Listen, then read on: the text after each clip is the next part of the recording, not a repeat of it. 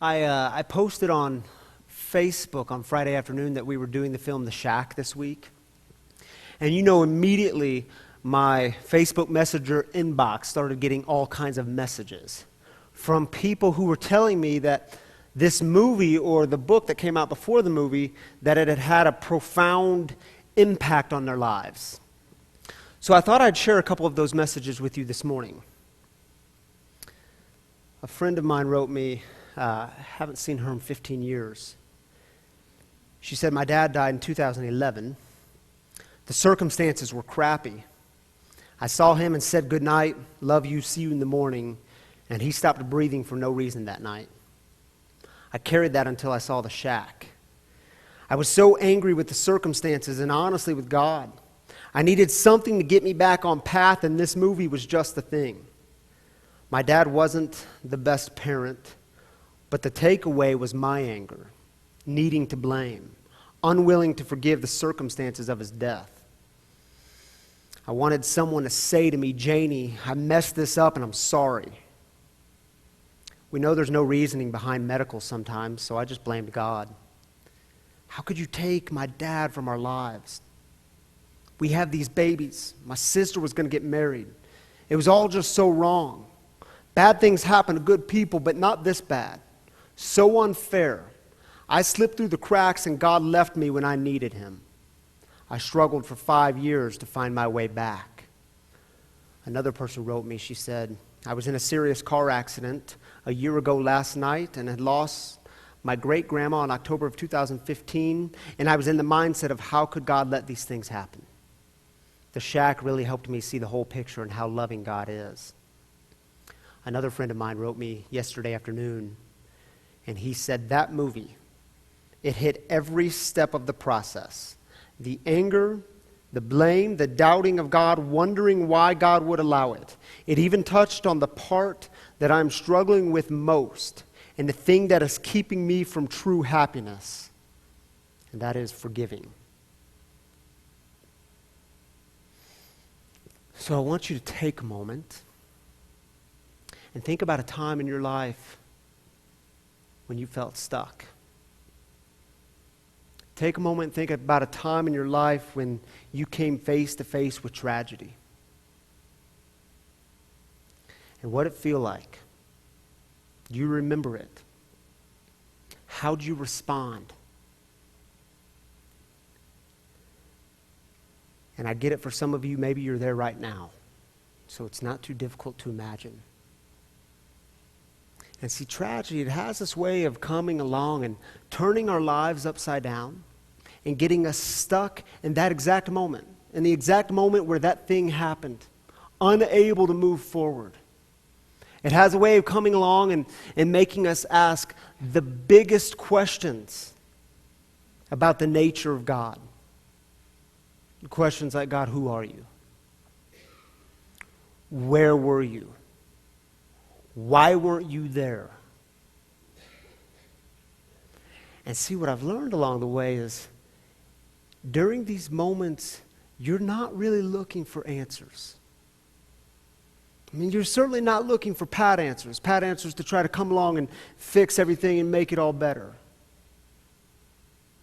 You're asking the deepest questions you know because your heart is aching. It feels like you can't breathe. Joy has been taken from you. So I just want to take a moment and say to you, if you are facing tragedy, if you are asking those questions now, and you've been told somewhere along your journey by people you respect or by some religious leaders, if you've been told that you shouldn't be asking these kinds of questions, or if you've been told things like, well, you just got to trust because God has a plan for it all, like you're some sort of pawn to be played with, or if you've been told not to have doubt, you just got to have faith, don't buy it. Keep going. Keep asking your biggest questions. Keep tearing open your rib cage. Keep expressing those doubts because it's our questions and our doubts that help us put the faith back together after the whole thing falls apart. Our questions and our doubts Those are the things that develop a relationship with God, that bring us into relationships. So keep going. Keep going. I want to show you a movie clip. It is the scene where Mac encounters God and has a conversation with God in the kitchen. Take a look. Where'd you get stuck? And what's it like to be unstuck? And so what I want to do for the next few moments is look at these three short stories called parables, and they're found in Luke's Gospel, chapter 15. 3 stories told by Jesus. And I want to look at these stories because I'm reminded that sometimes answers are just inadequate. And stories can be really powerful. So 3 short stories told by Jesus. Luke chapter 15, the story of a lost sheep, lost coin, then a lost son. And before Jesus launches into this story, and by the way, Luke, the author of Luke's Gospel at least, comes along and arranges these stories in a very particular way to connect them together. But before Jesus launches into this first story, we're given 2 verses, and they serve as context to help us interpret and see what exactly is happening in these stories. So those 2 first verses read like this. All the tax collectors and sinners were gathering around Jesus to listen to him. The Pharisees and legal experts were grumbling, saying, "This man welcomes sinners and eats with them." Now, do you ever notice when you're reading through the Gospels, do you notice how hungry Jesus appears to be? Because he is always eating. He is always found at the table with people, the sinners. Right? And we have to understand, for these stories to make sense, we have to understand how much of a political act this is. And I say it's political because in this time, in this day, there was a religious establishment. There were religious leaders.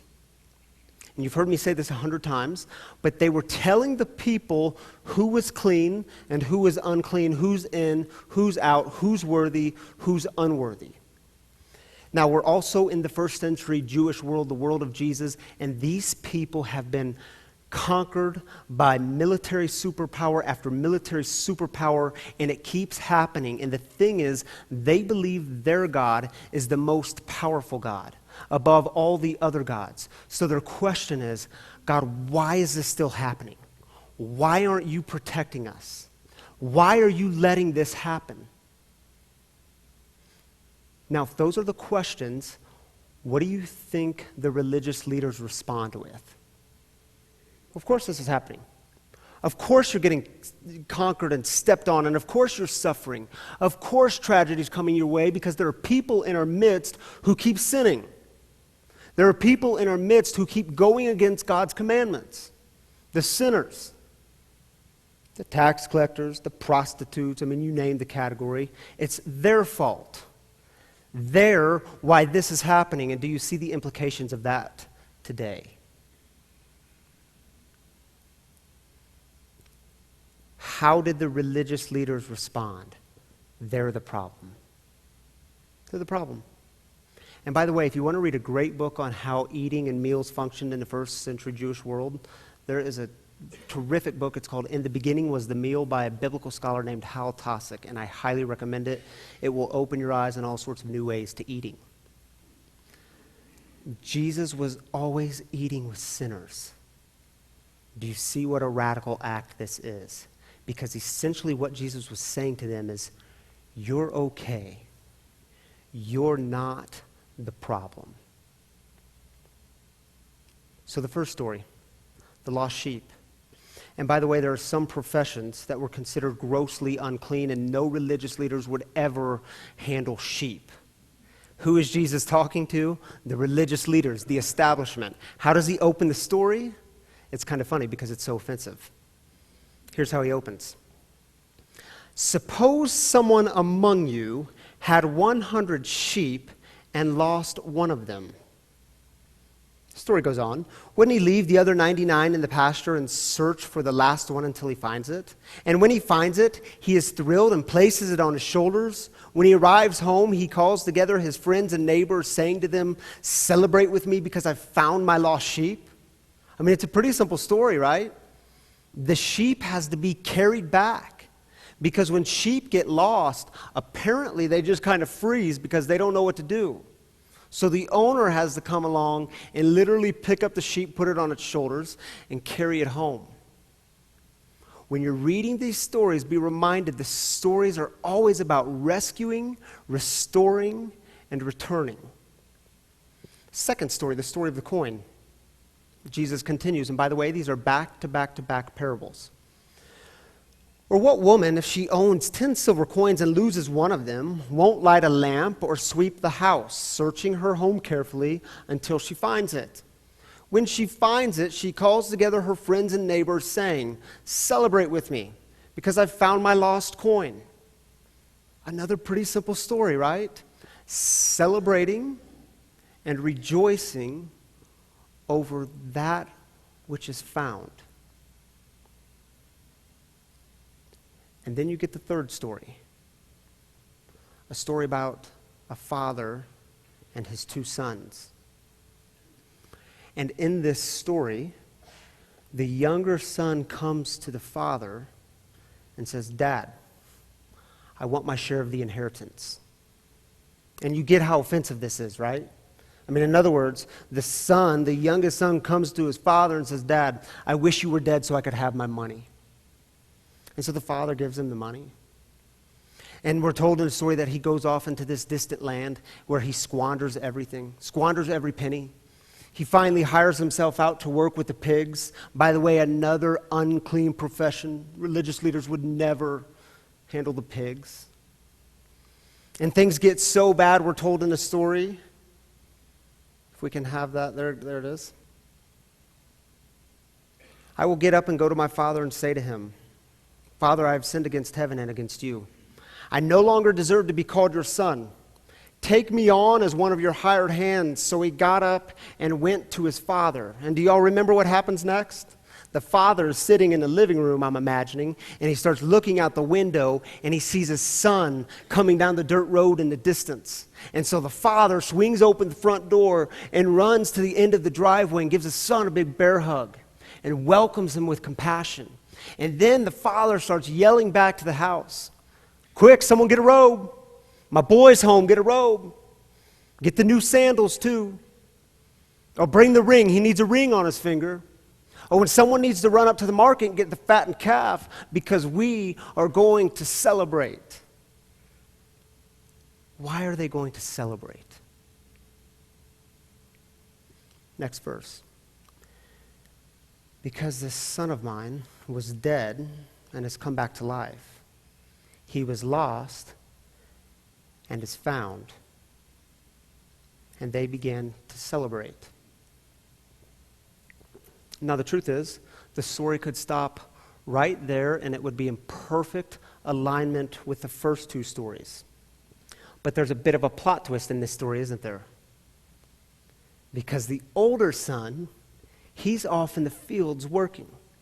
And he starts hearing all this commotion. In fact, the text tells us he's hearing the singing and the dancing. So he walks back home, he gets onto the porch, and he sees one of the servants, and he says to the servants, "What is happening here?" And the servant says, "Oh my goodness, you haven't heard, have you? Your brother, your little brother, is home. He came home last night. Yeah, we didn't even know if he was still alive, but he's here, so we're celebrating."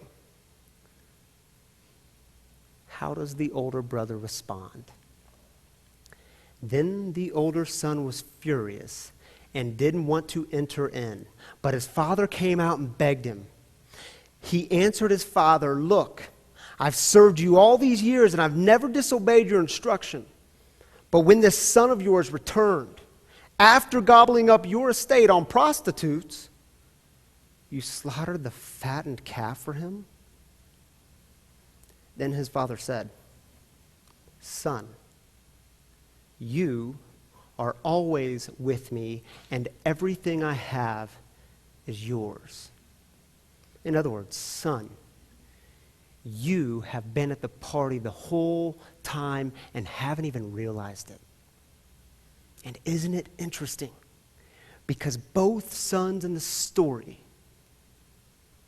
just like the religious leaders, the way they look at God, the sons look at the father in the story as one who is keeping score. That the father's love is determined by points. Did you do enough? Did you not do enough? That if they wander off and create distance, then there must be some sort of punishment upon their return. Or if they do good and obey all the instructions, then of course at the end there must be something in it for me. How does the God figure respond? And if you haven't caught on by now, the father in the story is the God figure. How does he respond? Oh, I get it. You thought all that bad stuff you did, you thought I was deducting points. You thought there was punishment waiting for you when you got back home. My son, you are home. Let's celebrate. I mean, how does the father respond? Oh, I get it.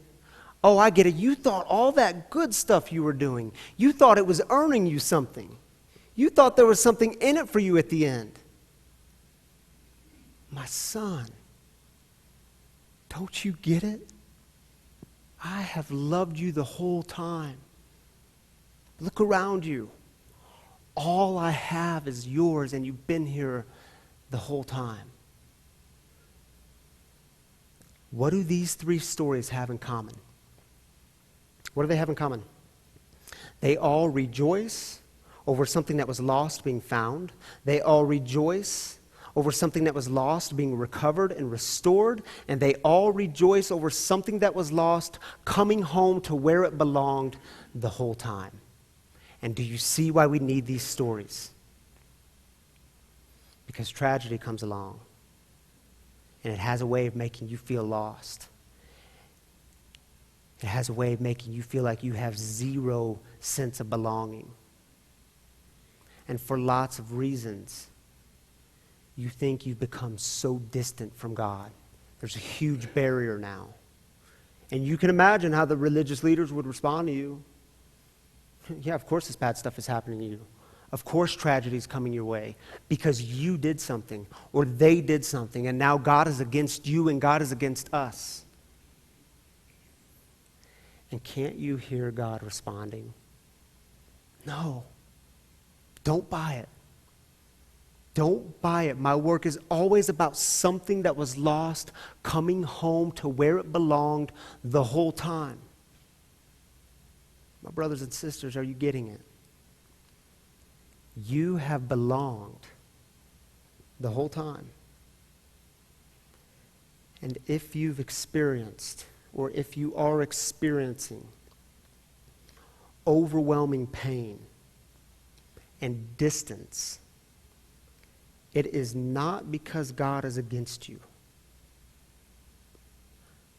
God is the one who says, you have belonged the whole time. Look around, because everything I have is yours. Rescuing, restoring, and returning things to their proper place. These are the things that give these stories energy, and it's what moves them forward. And by the way, what did the sheep do? Nothing. The sheep was carried home. What did the coin do? Nothing. I mean, what can a coin do? The coin was just found and returned to its proper place. What did the son do? Yeah, the son returned, but only under the assumption that he would never be welcomed in and all he could be is a slave. What did he do to earn the party? Nothing. And do you see how it's nothingness? It is the nothingness that drives these stories. And you know what nothingness is about, don't you? Nothingness is about grace. Grace. You don't earn it. You can't get enough points to get it, because grace is always a free gift. It's a free gift, it's never earned. And if it's not free, then it's not grace.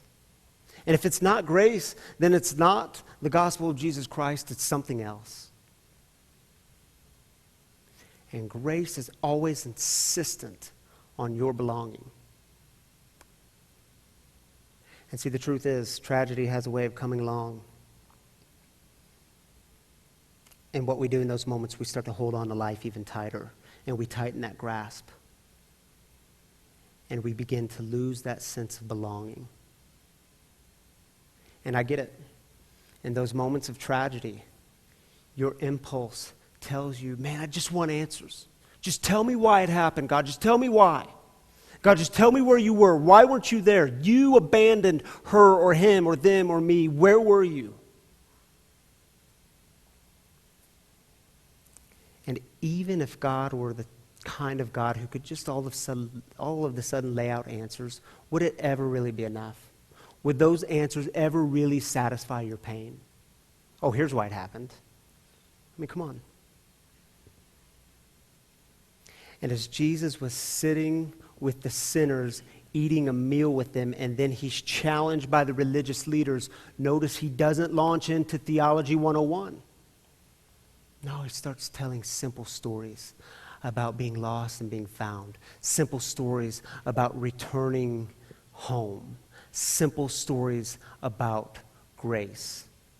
Because in times of tragedy, grace will always be better than answers. It is grace, not answers, that get us unstuck. Check out the movie clip.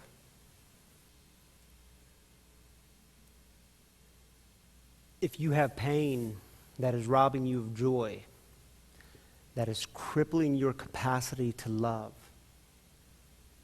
then my friend, you're stuck. And don't get me wrong, there is a place and a time to be angry.